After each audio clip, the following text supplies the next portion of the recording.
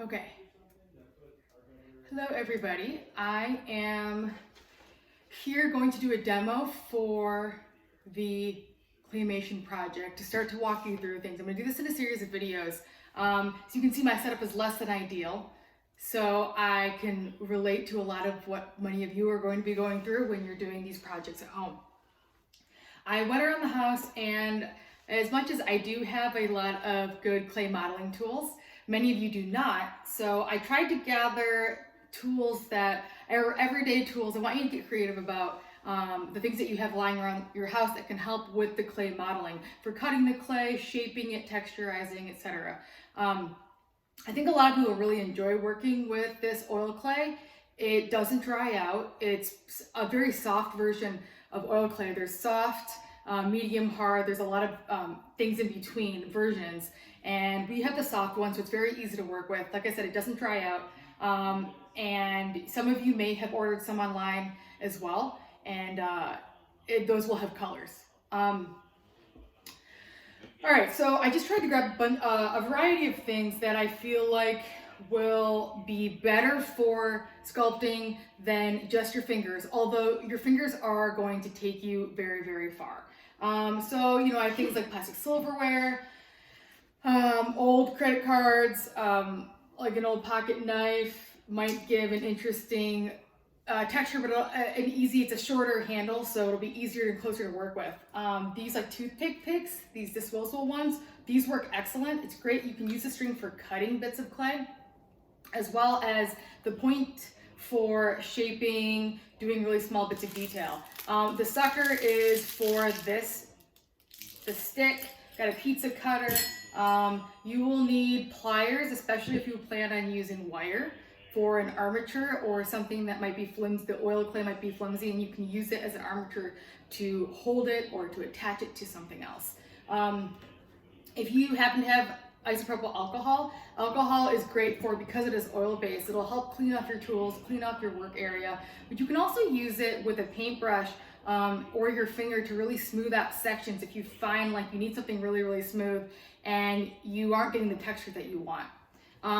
Different kinds of masking tape. The masking tape is going to be helpful especially when you're building your sets, moving things around, as well as creating some type of mount for your camera. So that is something that we'll talk about. It's very, very important with stop motion that your camera is set in a very specific position, because the objects are slowly moving from photo to photo. What you don't want is the point of view to be shifting around, shaking, getting blurry if the focus is changing, or zooming and zooming out. So it's important that you find something at the right height and the right angle to tape or fix your phone to. Obviously something like a tripod is going to work the best, but you don't need that. As long as you have some tape and you can get creative, use a book, use something in the kitchen, a bottle, just something heavy enough, and then tape the phone there. Tape it in a way so that the camera is not obscured and that you can still access the screen. Other things, pencils, a pin. We got some these are like the things in collars when you dry clean your shirts. Tweezers. So, these are like the eyebrow shaving. This is a utility knife. So a lot of these things you're going to find around your house. Those of you that have gone back to your parents' house, most likely they might even have some tools. Raid the kitchen, raid the bathroom, you'll find all sorts of things. Also, a bottle of some sort to use as a rolling pin, and some type of hard surface to work on. This is a less than ideal hard surface to work on. I just put this together with some old plywood that I had in my storage unit, since there's a very limited workspace in my apartment, and my significant other is busy using the island currently. So I'm working on this. You can work in anything. Oil clay is not the greatest thing to get in your carpet, to get in your clothes. It doesn't wash out the same way that you would think of water-based clay, because it is oil clay. So I would be careful about getting little crumbs, cleaning up after yourself. If you do happen to get something in on the couch or whatever in the carpet, don't rub it in. Try and pick that out as best as you can.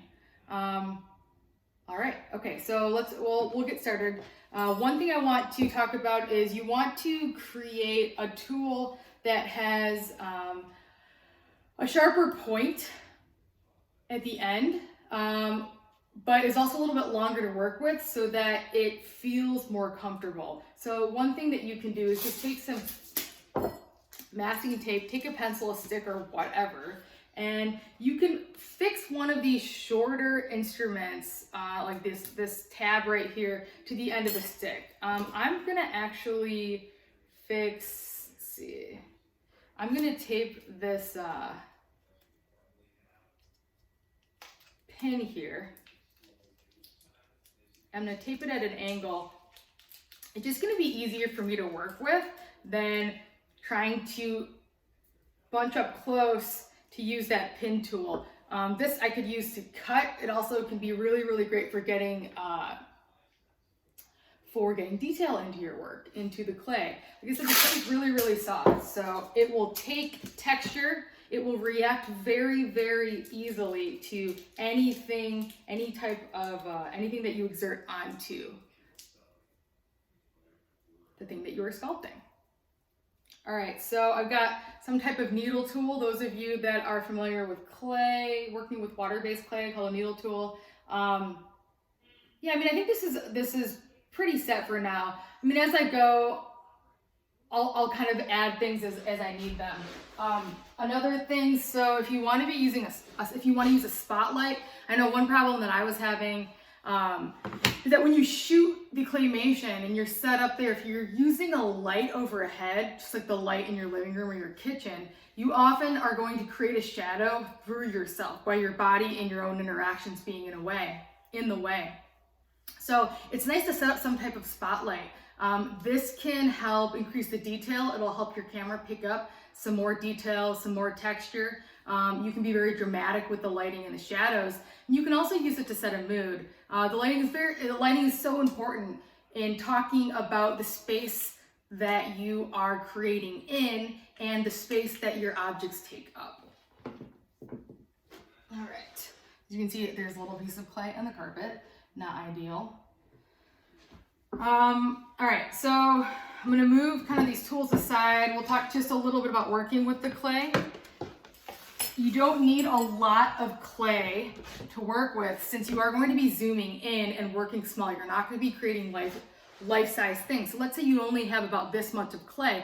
That's fine. Everything you make will be smaller and you'll zoom in closer with your camera for the photo. So everything will be scaled to your choosing. One way it's really easy to work with this clay if you are cutting it into slabs or rolling them out into slabs and then cutting out shapes from there or manipulating them. So if you are used to working with water-based clay, you'll know of something called wedging, which is kneading the dough. With water-based clay, it's a lot softer than oil-based clay, and you can constantly add water to the point that eventually water-based clay is going to break back down and turn into mud or sludge or what we call slip. With oil-based clay, that's not possible. It's always going to exist at this soft, malleable, yet very dense state. So what you want to do is slowly work it down to a slab-like form before you start rolling it. So if you kind of create these patties with your hands, you can get a thinner form to work with, and then you could go with a rolling pin